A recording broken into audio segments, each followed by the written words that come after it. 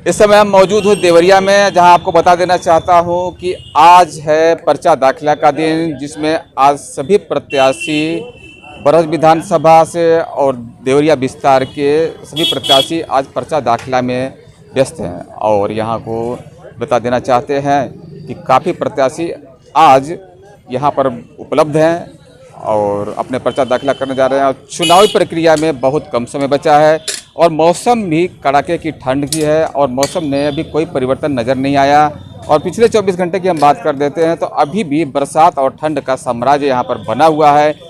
मौसम में जिस प्रकार से ठंड का वातावरण हो, लेकिन राजनीतिक गलियारे में कहीं न कहीं से गर्माहट नज़र आ रही है। आज पर्चा दाखिला का दिन था, ऐसे में सभी प्रत्याशी यहाँ पर देवरिया में मौजूद हैं और इस समय मैं मौजूद हूँ देवरिया में। तो चलिए आज इस खास अवसर पर हम थोड़ा जान लेंगे कि देवरिया की जनता में किस प्रकार का मन बनाया है, किस प्रत्याशी को चुनने के लिए, किस पार्टी को चुनने के लिए देवरिया की जनता तैयार है। तो चलिए हम आपको लेके चलते हैं यहाँ के जो बैठे हुए हैं लोग से, आज उनके मंतव्य जानेंगे। चलते हैं विधानसभा चुनाव को लेकर के देवरिया की जनता में क्या मन बनाया है और उनके क्या मंतव्य है।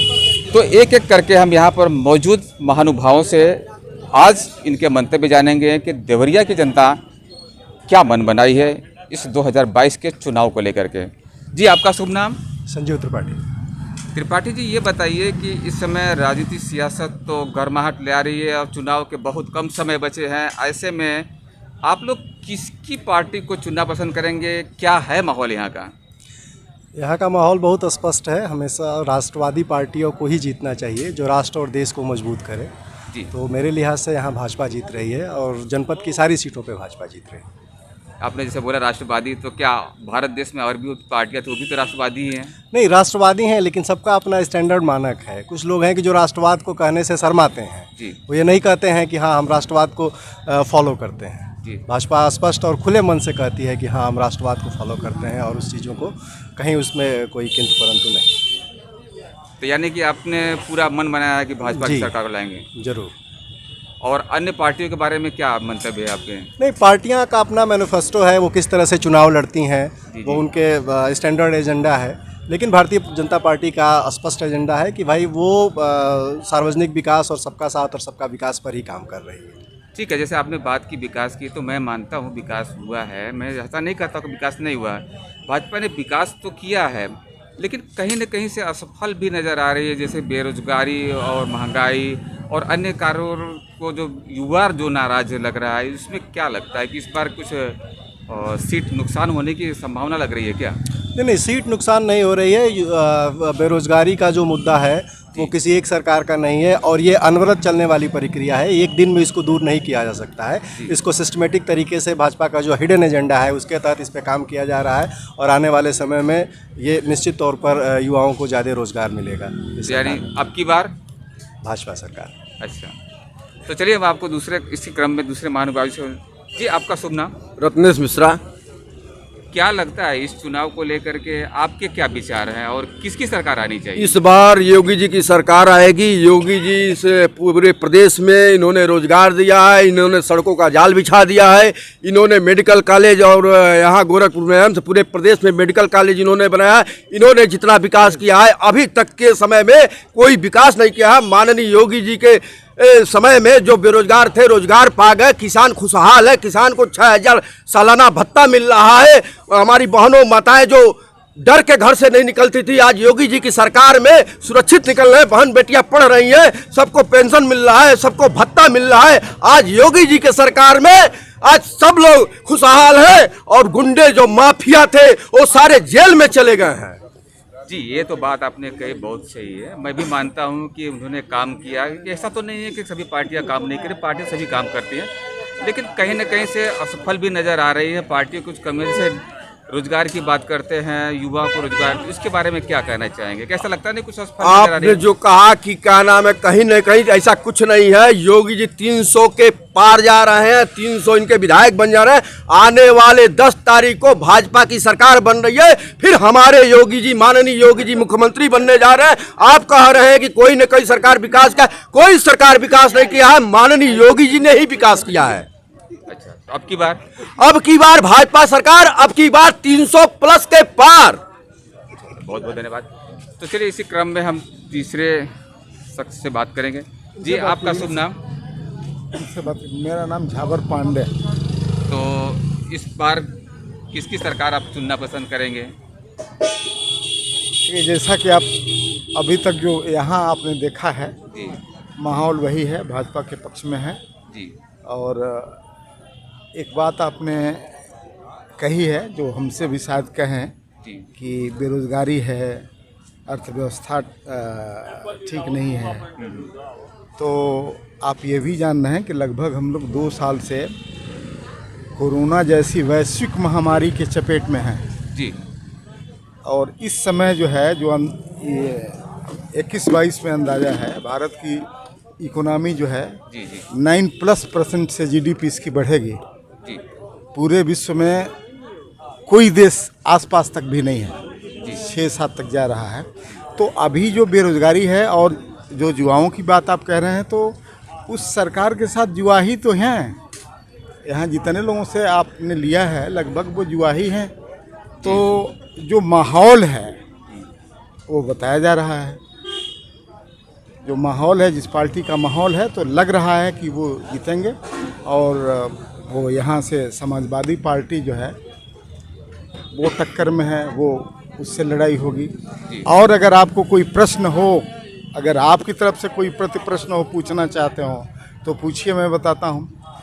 शांति, विकास, सुरक्षा, स्थायित्व, राष्ट्र और समाज, इसके हित में लोग भाजपा को वोट देने का मन बनाए हुआ है। ठीक, ये बात तो सही है। कितना फाइट होगा और कितनी हद तक समाजवादी पार्टी और भाजपा के बीच में कैसी फाइट रहेगी? अच्छी फाइट होगी, अच्छी तरह से समाजवादी पार्टी लड़ रही है, इसको नकारा नहीं जा सकता है। लेकिन जीत जो है वो विकास के नाम पर ही होगा, स्थायित्व के नाम पर होगा, शांति के नाम पर होगा, राष्ट्र के नाम पर होगा। इस समाज और राष्ट्र का जो विकास है, समाज में स्थायित्व आवे, आपस में बंधुता रहे, लोगों का विकास हो, रोजगार सृजित हो, शांति। और विकास के लिए भी आपको एक बात बता दूं कि दुनिया में कहीं भी अशांति में विकास नहीं होता है, अस्थिरता में विकास नहीं होता है। अगर लोग आपस में लड़ते रहेंगे तो विकास नहीं होगा। राष्ट्र अगर स्थिर नहीं है तो विकास नहीं होगा। तो क्या लगता है कि आने वाले समय में जो बेरोजगारी और महंगाई पे सरकार अगर ये आती है तो इस पे क्या काबू ला पाएंगे और कुछ सक्षमता दिखाई पड़ेगी, जनता को राहत मिलेगी इससे? निश्चित रूप से राहत मिलेगी। और अगर नहीं मिलेगी तो जनता सिर्फ 5 साल के लिए चुनती है। ये बात आपने सही। ठीक है, अगर जनता को लगेगा कि ये हमारे काम के नहीं है, अच्छा से प्रशासन का नहीं है, तो जनता उलट देती है। सही बात है। राजतंत्र तो है नहीं, फिर चुनाव होंगे।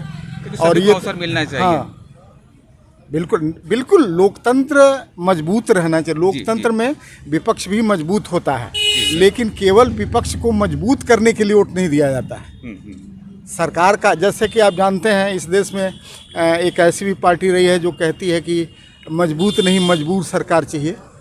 तो मैं ये चाहता हूं कि सरकार पूरी तरह से मजबूत होनी चाहिए, 5 साल तक उसको चलना चाहिए। उसके साथ है कि विपक्ष भी मजबूत होना चाहिए, और मुझे लग रहा है कि इस साल विपक्ष भी मजबूत होगा। डेफिनेटली। हाँ। तो इस हिसाब से अगर देखा जाए तो भाजपा को और मजबूत बनाना है और भाजपा को लाना है इस बार। पूरी प्रयास रहेगा आप लोगों की तरफ से।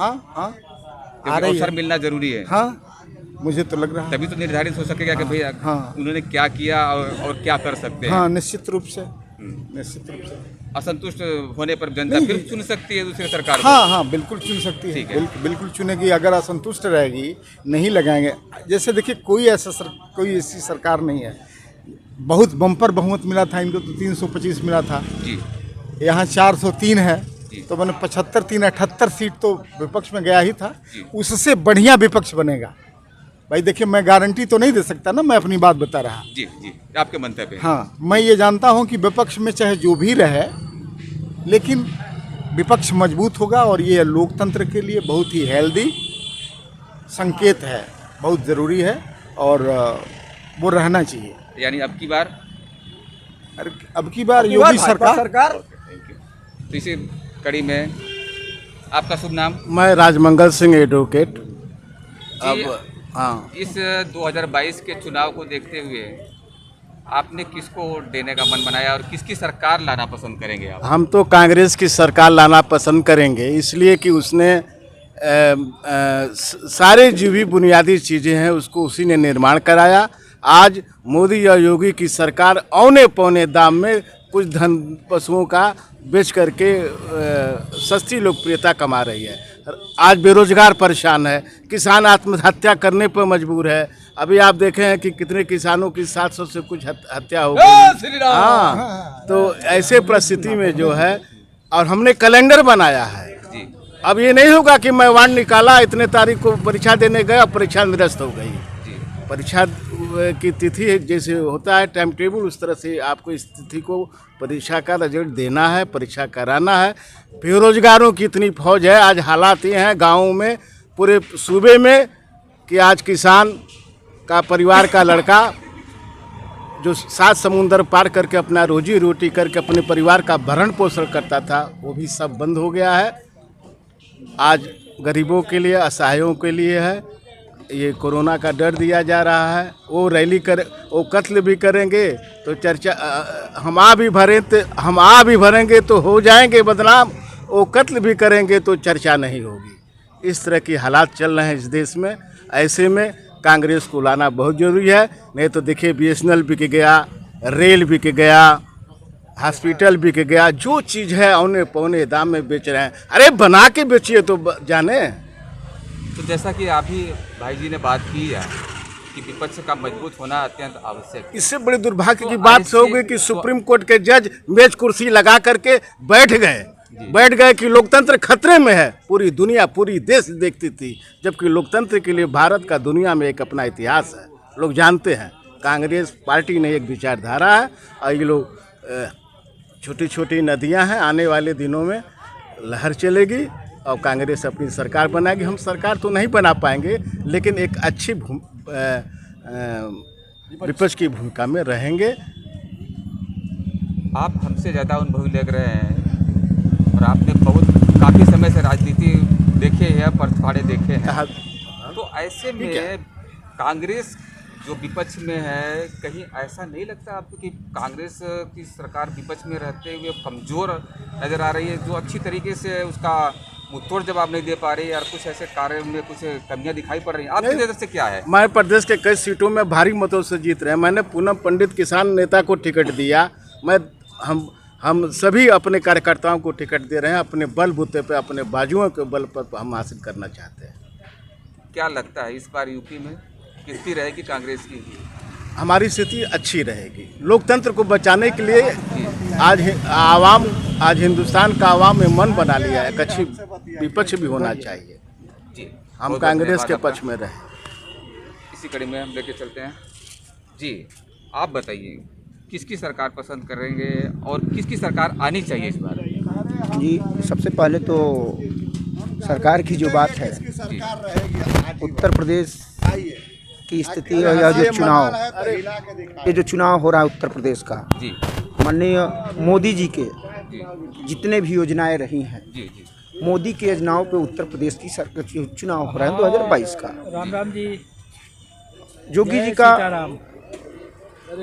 जो आज योगी जी ने समाज में काम किया है गुंडों के खिलाफ, आज वो जेल में है या तो बाहर है।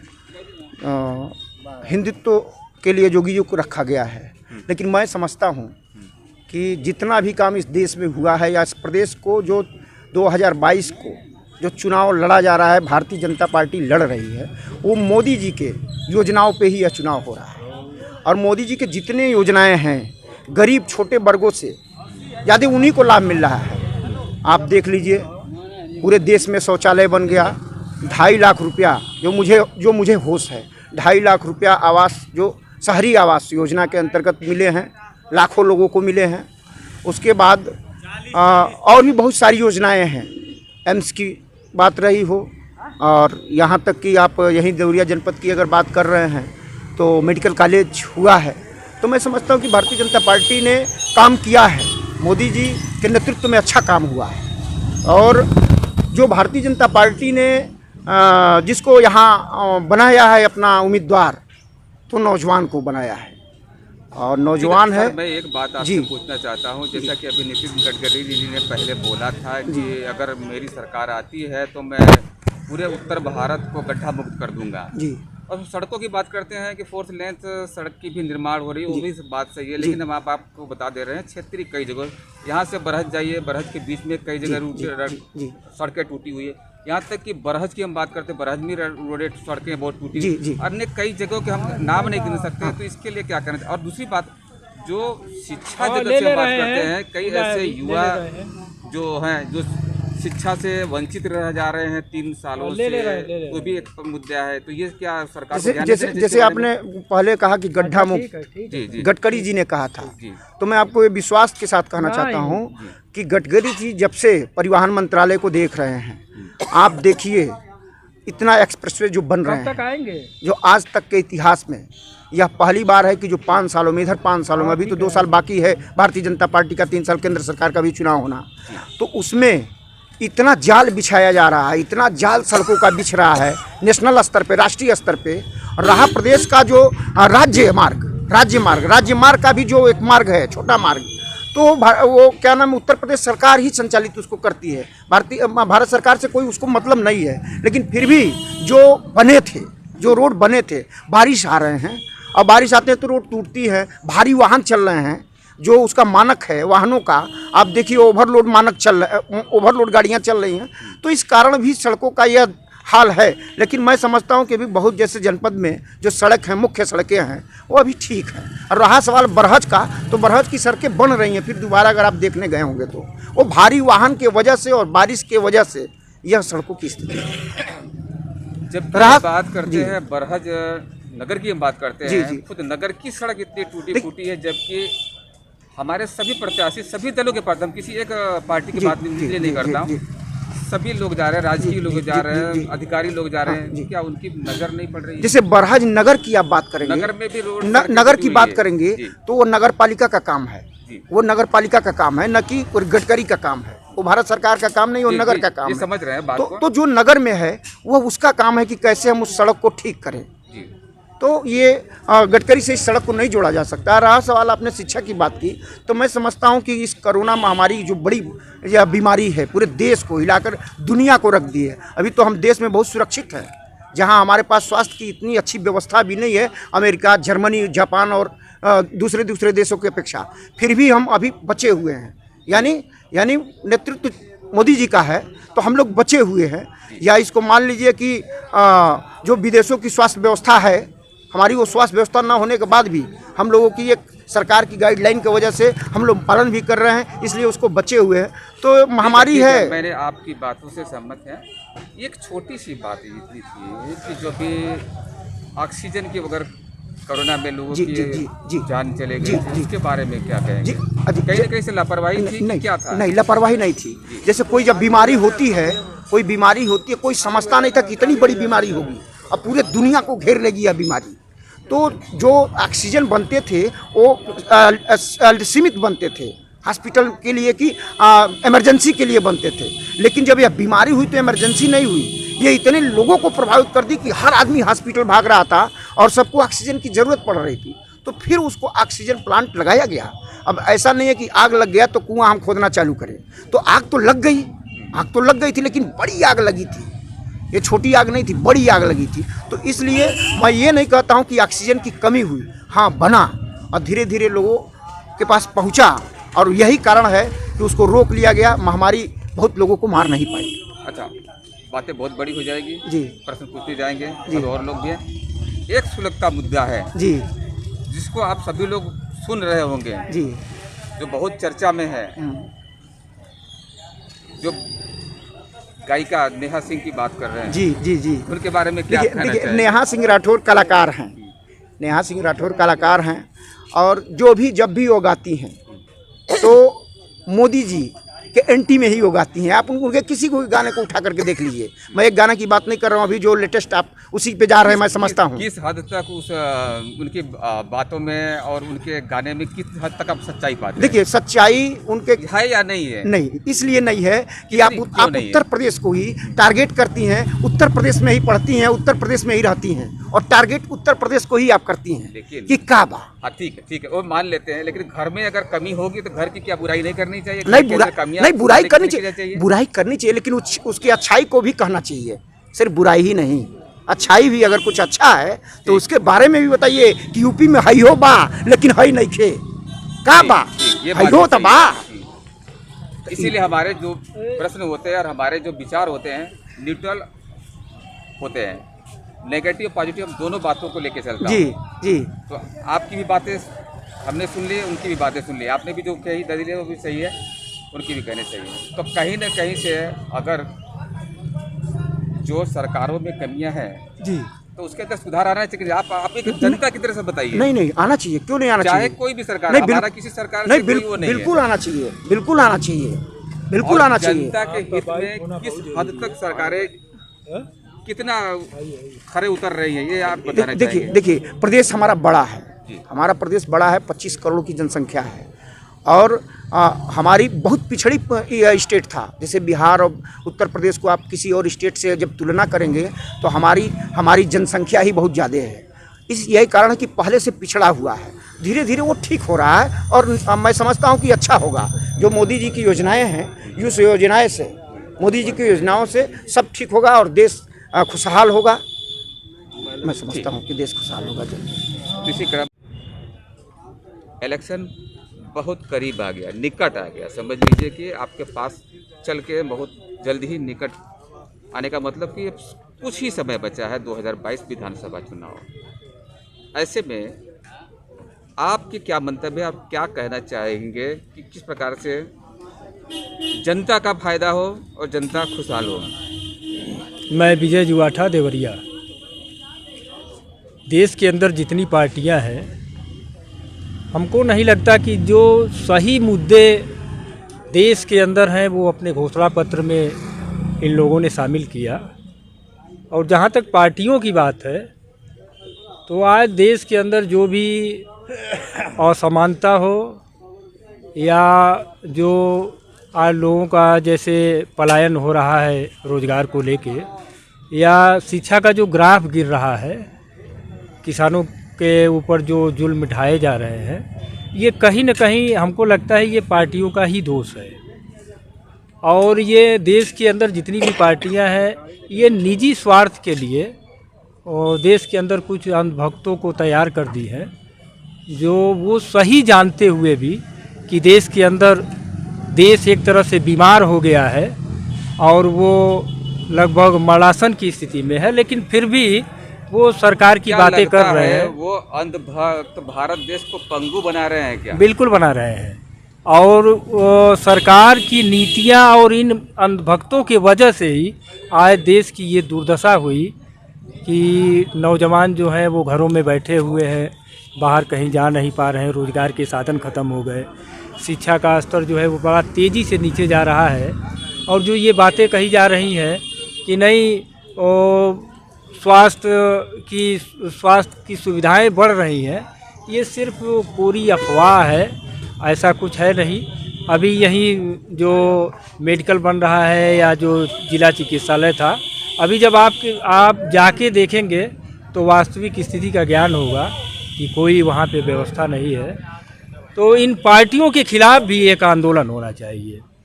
और हम देश की जनता को आपके चैनल के माध्यम से ये संदेश देना चाहते हैं कि इन पार्टियों के खिलाफ इस देश की जो लगभग 135 करोड़ की जनता है, इनके खिलाफ आंदोलन करे, क्योंकि न तो इनका कोई सिद्धांत रह गया, न कोई नीति है।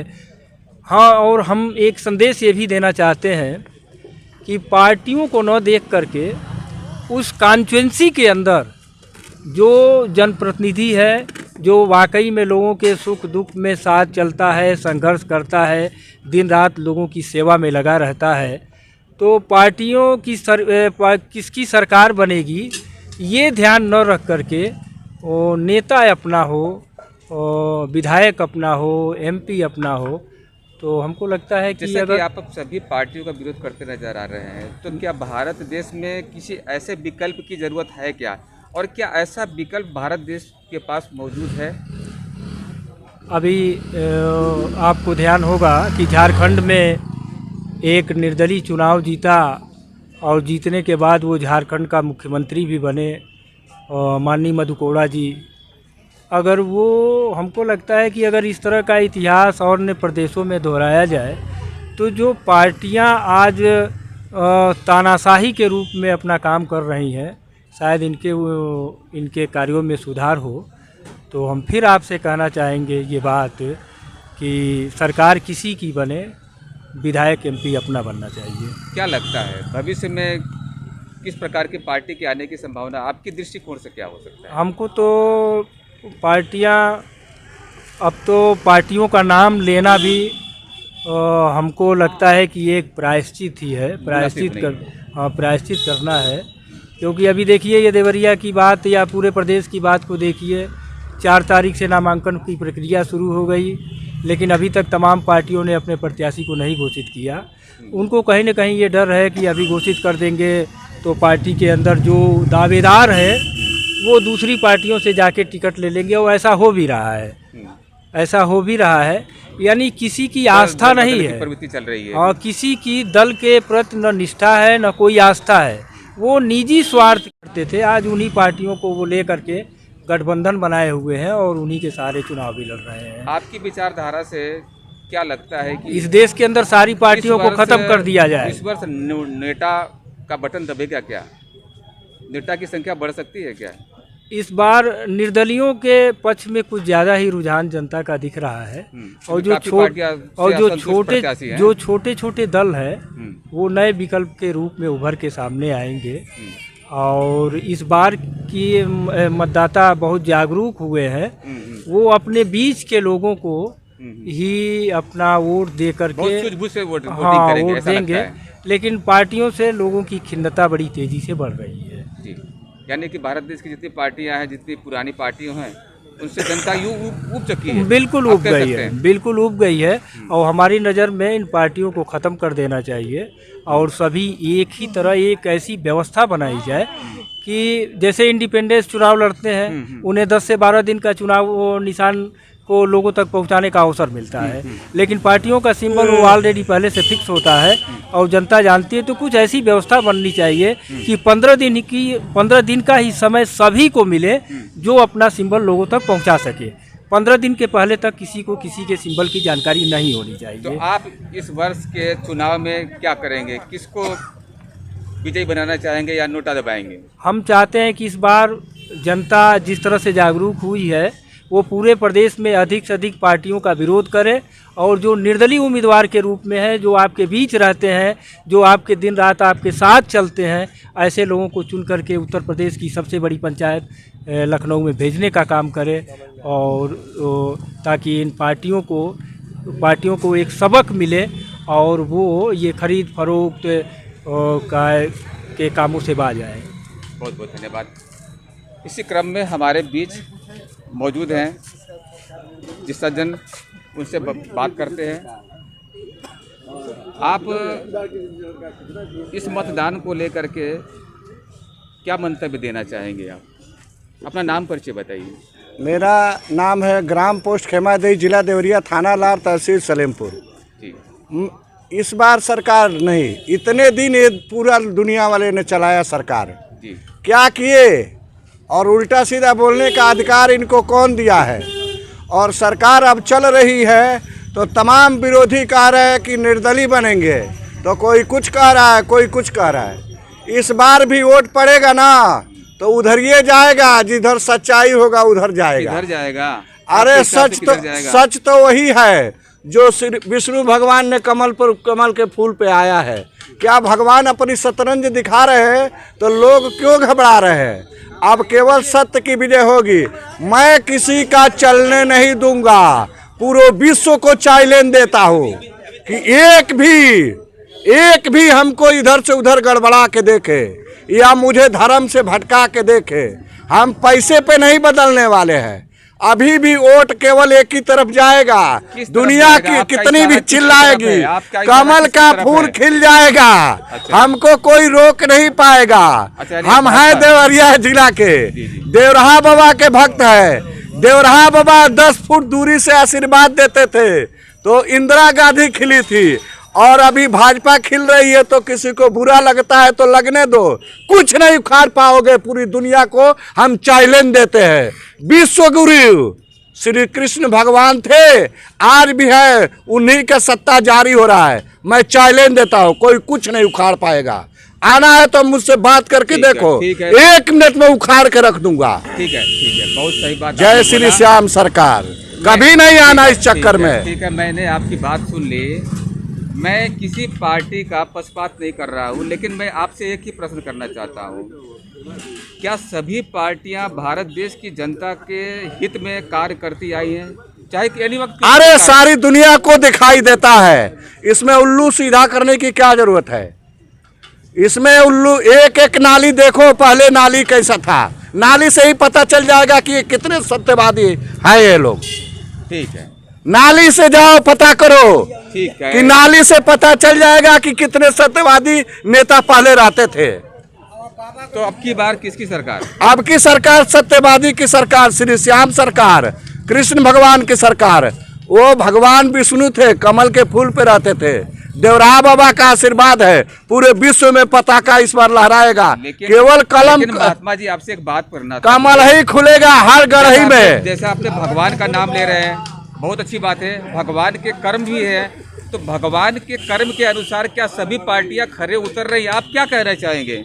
अरे भाई, जो पार्टी आज चल रही है वही चलेगी आजीवन। किसी की माँ ने ऐसा दूध पिला के बच्चा नहीं पैदा किया है जो इस सरकार से लड़ करके निपट करके कोई चला जाएगा। मत आओ इस चक्कर में। पूरा तो विश्वास है। अरे हम गारंटी मोहर मार के देते हैं, कोई हिला ही नहीं सकता है। चलिए, नहीं तो कोई ऐसा नेता है तो मेरे पास आके दिखाओ। इसी कड़ी में आपका सूरत भूमि में हार्दिक स्वागत है। चुनाव को लेकर के आपने सभी लोगों की बातें सुनी होंगी, आप अपने विचार व्यक्त करिए कि क्या कहना चाहेंगे आप इस चुनाव को लेकर के? अब की बार किसकी सरकार?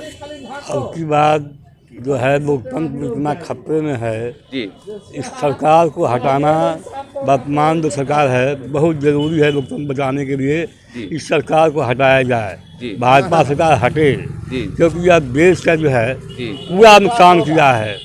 बहुत नुकसान, इतना कभी किसी दल ने नुकसान नहीं किया था इतना भाजपा ने नुकसान किया है। आप लोग जगिए और लोगों को जगाइए और देश को, लोकतंत्र को बचाइए। तो यह अभियान चलाइए। लोग तो कह रहे हैं, ज्यादातर लोग यही तो बोल रहे हैं कि भाजपा ने, सरकार ने यहाँ अच्छा काम किया है। तो यह सरकार इतनी अच्छे काम की है कि गांव में सुनते होंगे कि स्टे है, और सुप्रीम कोर्ट पर बड़ा स्टे था, राम जन्मभूमि पर एक कूद काट के जो है मंदिर तोड़ दिए, राम की वो जो जन्मभूमि थी तोड़ दिए, और बनाया अब तक कुछ नहीं है, न बनाया भी कुछ नहीं। कई हजार अरबों रुपया जो है लूट लिए देश का, जनता का। तो ये लोग यही काम किए हैं, लूटने का काम किया है जनता का, एक काम किए हैं लोग। महंगाई बढ़ाने का काम किए हैं, ये काम किए हैं लोग। ये लोग गैस जो है 400 रुपये मिलता था, 1000 मिल रहा है, ये काम किए हैं लोग। चारों तरफ महंगाई का दिक्कत है, लोग तबाह है, जनता तबाह है, हाहाकार मचा हुआ है, लोग खाने में तबाह है, किसी को भोजन नहीं मिल रहा है। ये हालात हो गई है पूरे देश में। तो चलिए, अब इसी क्रम में जनसैलाब उमड़ पड़ा है और देवरिया में हम मौजूद हूँ, और देवरिया की जनता ने क्या मन बनाया है, तो हम फटाफट जनता के मूड जान लेते हैं और फटाफट जान लेते हैं कि क्या करना चाहते हैं। आपका शुभ नाम? मैनेजर अब की बार किसकी सरकार बनाएंगे और क्या कहना चाहेंगे आप? अखिलेश सरकार बनाएगा। अखिलेश सरकार क्यों? भाजपा से नाराज हैं? बहुत लोग नाराज है, हर लोग नाराज है। अच्छा जी, आप किसकी सरकार लाना चाहते हैं? अखिलेश यादव। अच्छा, क्यों भाजपा अच्छा नहीं काम किए? भाजपा अच्छा ये काम किया, हमारा राशन कार्ड पर फ्री मिलता है। जी। 5 परिवार में 3 यूनिट कट गया, 2 यूनिट पर 8 किलो मिलता है, वो 2 किलो चोर मार देता है, कोटेदार 4 किलो राशन मिलता है। अच्छा, डीएम की कई बार कंप्लेन करी, कोई सुनवाई नहीं, हर जगह रुपया घुसखोरी हो गई है। अच्छा, अच्छा, इससे बढ़िया है कि अखिलेश की सरकार आएगी, गरीबों का राज होगा। अच्छा। आप किसकी सरकार लाना पसंद करते हैं? अखिलेश की सरकार। अखिलेश सरकार। क्यों भाजपा सरकार से संतुष्ट नहीं है? नहीं, संतुष्ट नहीं। क्यों, क्या हुआ, क्या परेशानी है? ये तो बहुत महंगाई- दावे कर रहे हैं कि बहुत काम हुआ, अच्छा हुआ। महंगाई, बेरोजगारी, क्या क्या बताया जाए, बहुत सी अच्छा, अच्छा। दिक्कत है। तो कहीं ना कहीं से आप अब की बार किसकी सरकार? अब की बार अखिलेश की सरकार, समाजवादी। आप क्या कहना चाहेंगे? आप तो युवा हैं, इस समय शायद पढ़ाई करते होंगे। युवा ही तो परेशान है। क्यों भाई, युवा क्यों परेशान है? युवा इतने परेशान है कि क्या बताएं। क्यों? वैकेंसी निकलती नहीं जी। है। अगर वैकेंसी निकल, ये तो ऐसी सरकार है कि दुनिया में इस सरकार के इतना बुद्धिमान शायद ही कोई सरकार हो। वैकेंसी जरूर निकालते हैं जी। ऐसा नहीं वैकेंसी नहीं निकालते, लेकिन उसके साथ निकालते हैं उसमें एक कमी, जी। जिस कमी की वजह से बच्चे जाएं कोर्ट में और वैकेंसी फंस जाए, उसके बाद आके कहेंगे साहब हम तो निकाले थे वैकेंसी, आप फॉर्म भरे नहीं, नौकरी लिए नहीं, गलती आपकी है। अच्छा, तो क्या कहना चाहते हैं? सरकार किसकी साथ आप जिम्मेदार समझते हैं? भाजपा सरकार को ही समझते हैं इस सब चीज का जिम्मेदार, और किसको समझेंगे? ये कहते हैं कि चाइना का झालर मत लगाओ, और 3000 करोड़ का जो ठेका होता है सरदार वल्लभ भाई पटेल की मूर्ति का, वो उठा के ये देते हैं चाइनीज कंपनी को। आप क्या कर रहे हैं अभी? अभी हम स्टूडेंट हैं। स्टूडेंट क्या कर रहे हैं? मैं किस स्टेट में है, क्या कर रहे हैं आप? अभी हम CTI फाइनल किए हैं। अच्छा, नेपाल में। क्या परेशानी आपको महसूस हो रही है? परेशानी यही महसूस हो रहा है कि जो भी वैकेंसी भरा जा रहा है वो कैंसिल हो जाती है या तो पेपर लीक हो जाता है। ये बताइए कि जो युवा अभी पास आउट हो रहे हैं वो नौकरियां कैसे पाएंगे? प्राइवेट में नौकरियों का वही हालत है। में जो हुआ उस घटना के संदर्भ में आप क्या कहेंगे? प्रयागराज में जो हुआ वो बहुत ही निंदनीय घटना था। स्टूडेंटों के रूम में घुस कर, ये बताइए जो भी बच्चे गलत कार्य में इन्वॉल्व थे सबका फोटो कहीं ना कहीं मौजूद है, सारे वीडियोज बने थे। आप वीडियोज खंगालते और उन बच्चों को उठाते जो गलती किए थे। जो बच्चे शांति से बैठ के हॉस्टलों में पढ़ रहे थे, आप वहाँ घुस के बच्चों को मारते हैं। वो युवा आने वाले समय में सरकार के खिलाफ क्या सोच रखते होंगे, ये बताना सबके लिए नॉर्मल। अब की बार किसकी सरकार? अब की बार केवल लोग क्षेत्रीय नेताओं को देखकर जो नेता ईमानदार होगा उसको वोट देंगे, ना कि किसी सरकार को वोट दिया आप करेंगे। एक युवा है, समझदार हैं, पढ़े लिखे हैं, अब की बार समझदारी से वोटिंग करेंगे तो आप किसको लाना पसंद करेंगे इस बार? समझदारी से वोटिंग ही पहली बात ये है कि आज से 7 साल पहले आपको याद होगा कौन किसको वोट दे रहा है, ये बात खुले में आदमी नहीं करता था। नहीं करता था, सही बात। क्योंकि मताधिकार का मतलब यही है कि वो आपका अधिकार है, आप तक सीमित रहना चाहिए। अच्छा, फिर भाजपा सरकार आया और वो हर जगह हल्ला कराने ठीक है, लगा। अपनी पर्सनल मंतव्य नहीं बताना चाहते, लेकिन इसमें आपके एनवायरमेंट में जो हम बात करते हैं देवरिया में, जी क्या मूड बनाई है जनता ने, क्या है देवरिया में मूड यही है कि एटलीस्ट जो प्रेजेंट सरकार है उसको तो हटाएगी। ओके, बाकी ऑप्शन में जिस- कौन सी सरकार लाएगी? जो भी सरकार आएगी बहुत ज्यादा मत से वो भी नहीं जीतेगी। ठीक है, लेकिन किसी को तो पार्टी को तो पसंद करती है कि नहीं यहाँ की जनता? यहाँ की जनता जो पसंद करती है वो वोट के समय बताएगी कि अभी बताएगी? अच्छा, ठीक है, आपको उसे मंतव्य नहीं बता सकते? नहीं, बिल्कुल नहीं बता ठीक सकते है, हैं। ठीक है। मतलब अब की बार किसकी सरकार? अब की बार जिसकी भी सरकार हो, भाजपा की सरकार तो नहीं रहेगी। ये बात करते हैं लोगों का आय बढ़ा दिए। $1500 सालाना आय था 2014 में, और आज सालाना आय है $1900। 6% महंगाई दर के हिसाब से आज सालाना आय लोगों का होना चाहिए $2400। $500 का तो खड़े खड़े वहीं कमी है। जी जी, भाजपा को सपोर्ट करने वाले वहीं बैठे थे, इसी चीज पे जवाब दे दें। ठीक ठीक। चीन भारत में घुसा हुआ है, ये बात हम नहीं कहते हैं, ये बात उनके एक सांसद है तापीर गांव, अरुणाचल के उस क्षेत्र के सांसद हैं, उनका खुद का ट्वीट है कि 4 किलोमीटर तक अंदर है चीन। अच्छा। और उनको लोग ये बताइए उस बातों पे भी एक न्यूज चैनल, एक मीडिया चैनल बता दीजिए कि उस पे बवाल करे। अगर यही कोई और सरकार होता तो शायद इतना बवाल हो गया होता जिसका आप कल्पना नहीं कर सकते हैं। ठीक ठीक, बहुत बहुत आपने जानकारी भाजपा दी। की सरकार है। और एक भी- बात और कहना चाहेंगे, 2014 के बाद अस्तित्व में आई हुई भाजपा की सरकार है, और भाजपा सरकार का जो आय है, जो संपत्ति है, वो 5000 करोड़ का है। 1885 से कांग्रेस की सरकार है, उसका संपत्ति 700 करोड़ का है। भ्रष्टाचार कौन किया है कौन नहीं किया है वो बताने के लिए वो भी काफी वो है। तो नोटबंदी में ब्लैक मनी करके सब जैसे भी हुआ उतना संपत्ति तो आया ना। वो तो आपको भी पता होगा, सबको पता है जनता को। नोटबंदी चलिए, कोई बात नोटबंदी नहीं। एक ऐसा चीज है कि जो भाजपा सरकार केवल अपने फायदे के लिए किया था, किसी जनता के लिए नहीं। नोटबंदी का इतना मतलब था कि जो बाकी पार्टियों के पास पैसा है काला धन, उसको खत्म किया जाए और वो काला धन अपने पास जमा किया जाए। अच्छा, बहुत बहुत धन्यवाद आपका इस जानकारी के लिए। अच्छा, देवरिया तो इस बैंक में ऐसे में चलते हैं हम देवरिया किसी के वरिष्ठ अधिवक्ता रुपेश तिवारी का विचार लें। तो इसी कड़ी में हम आपको लेके चलते हैं। हाँ, हमारे देवरिया के वरिष्ठ अधिवक्ता हैं श्री रुपेश तिवारी। श्रीमान जी, आपका शुभ नाम? और रुपेश क्या कुमार बताना तिवारी। चाहेंगे? क्या बताना चाहेंगे? इलेक्शन का पीरियड चल रहा है, चुनाव किसको करेंगे और किसकी सरकार आनी चाहिए? आप किसी- भारतीय जनता पार्टी की सरकार आएगी और योगी जी को दोबारा आना है, ये तय है।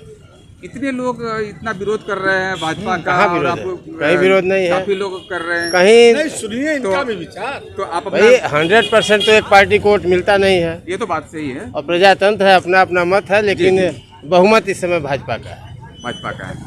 पक्का डेफिनेटली सरकार आएगी। 101%। कितने सीट से लगभग आ जाएगी? अब सीटों का आकलन तो ये जो राजनीतिक के लोग हैं करते होंगे, लेकिन जो माहौल है, जो लोगों के बीच में जो चर्चाएं हैं, उसके हिसाब से बहुमत में ये सरकार आएगी। ठीक है, सरकार आनी चाहिए, आपकी शुभकामनाएं। लेकिन सरकार आएगी तो किस मुद्दे को, किस एजेंडे को लेकर के आएगी? और जो पुराने एजेंडे थे, क्या सरकार ने उनको पूरे किए? और जो समस्याएं हुई उसको लेकर के जनता जो नाराज है, उसमें कहीं अलग से मूड दिख रहा है। आप उसके बारे में क्या कहना चाहेंगे? देखिए, मैं ये कहूँगा कि इस दौर में जो महामारी 2 साल चली है, इस दौर में ये देश खड़ा है, प्रदेश खड़ा है, यही बहुत बड़ी बात है। ठीक है, ठीक है। यही मैं आपको थोड़ा हाँ। बताता। इस महामारी में, इस दौर में जनता तो नेताओं के साथ में खड़ी है, निसंदेह, वो सही बात है। लेकिन नेता अपने निजी स्वार्थ के लिए रैलियां वगैरह सब खर्चे सब कुछ करते हैं, लेकिन जनता के नाम पर क्यों माइनस? क्यों नहीं दिलदारी अच्छी दिखाते हैं लोग? जनता त्रस्त क्यों होती है? नहीं, कहाँ त्रस्त है? ये इस कोविड काल में, कोरोना काल में काफी लोग त्रस्त हुए थे, जिसमें देखिए, सरकार को पूरी वो देने चाहिए थे, वो तो नहीं हुआ था। तो इसके देखिए, बारे में क्या कहना ये चाहेंगे? इसका अंदाजा नहीं था कि ऐसी महामारी आएगी। और इसके पहले, ये तो 5 साल गवर्नमेंट रही है, इसके पहले ऑक्सीजन की इतनी व्यवस्था नहीं थी और अचानक ये महामारी आई। आप घर बनवाते हैं, एक टॉयलेट 2 टॉयलेट रखते हैं, आप ये नहीं जानते हैं कि पूरे परिवार को एक ही बार डायरिया हो जाएगा। तो इस तरह की स्थिति आई। सरकार को काफ़ी फंडिंग की गई, पूरे देश के लोगों ने सपोर्ट किया है, जिसमें काफ़ी धनराशि सरकार के पास आई थी। खर्चे भी किए होंगे सरकार ने, मैं नहीं कहता हूँ, लेकिन उसके अनुपात में जितने खर्चे आए थे उसके हिसाब से जनता को जो सुविधा मिलनी चाहिए वो नहीं हो पाई थी। इसके बारे में क्या कहेंगे? बहुत सुविधाएं मिली हैं। हम लोग तो सामान्य वर्ग के हैं, अपना जीवन यापन चला रहे हैं। जो गरीब हैं, जो गरीब हैं, उनके पास कुछ नहीं था, उनको राशन मिल रहा है, उनको दवा मिल रही है, उनकी सुरक्षा मिल रही है, वो जीवित हैं, वो खड़े हैं, यही बहुत बड़ी बात। विपक्ष के लोग तो कह रहे हैं कि ये 4 दिन के लिए दे रहे हैं, फिर मार्च में बंद कर देंगे, फिर क्या होगा उनका? विपक्ष है, उनको तो कुछ विरोध में कहना ही है। नहीं कहेंगे तो फिर ये दल और पक्ष विपक्ष का मायने क्या रहेगा? वो तो कहेंगे ही, वो तो किसी भी मुद्दे का विरोध करेंगे। अब वो आपकी बार योगी सरकार पक्का 101% बहुमत। तो यहाँ पर आपने देखा देवरिया की जनता ने अत्यंत रोचक बातें कही हैं। पक्ष और विपक्ष दोनों की दलीलों को सुनने के बाद में हम इसी नतीजे में पहुँचते हैं कि आज़ादी के कितने साल गुजर जाने के बाद में भी कहीं न कहीं से जनता ही बलि का बकरा बनता है और राजनेता अपने अपने तौर तरीके से काम करते ही नज़र आते हैं। ये कब भारत देश की तस्वीर बदलेगी और सूरत बदलेगी, जिससे भारत देश का उद्धार हो सकेगा और आम जनता का खास करके उद्धार हो। मैं राम लखन साहनी, बरहज, देवरिया, सूरत, भूमि।